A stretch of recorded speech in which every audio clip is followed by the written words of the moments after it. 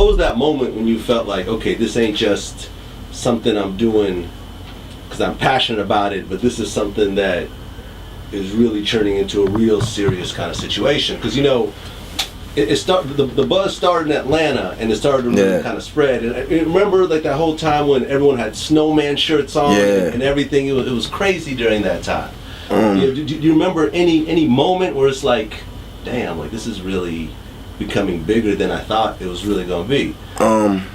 It was when I did my first couple of shows that I really kind of knew that, you know, I had a real voice and that they was really listening, because they recited Big, they recited Pac, but you don't recite a kid that's from Georgia that, you know, the local, you know, Atlanta people know, you know, and I think the bootleggers had a lot to do with that, because they was, you know, bootlegging the mixtapes and sending them to other states.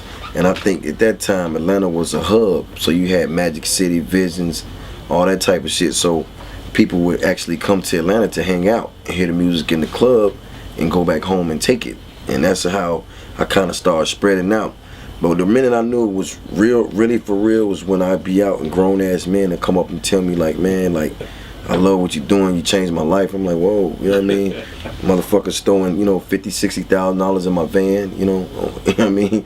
It was crazy. Like, I used to have, they're throwing 50, 60 thousand in my. I had somebody throw $50,000 in my, and we was out somewhere, and somebody walked up to my van and threw the shit in there. It was like, wait. So you was just hanging out in your van? Yeah. And someone you didn't know? Yeah. Walked up to the van.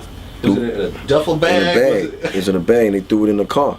And then he told me he loved me, and I was like, whoa, man. And my homeboys was scrounging for it, trying to get the money. No, I'm serious. They was like trying to get it and put it in their pockets. I'm like, yo, man, you know, and I got as much of it as I could back, and I gave it to him. I said, yo, this ain't about that. You know what I mean? This is about you. This is what it's for you to get your money.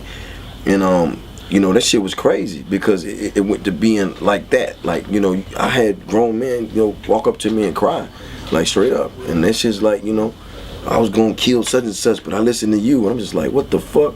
You know what I mean? But that's when I knew I had a responsibility.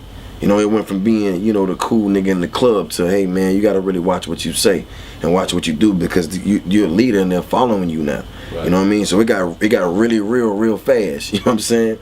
So it was different. It was like I was making more than music. Like I was, you know, it was almost like I was preaching. You know. It was almost like I was preaching. It was like, you know, every word, everything you said, they lived and died by it. I seen motherfuckers with trapper tattoos on their face, chest, arms, whatever.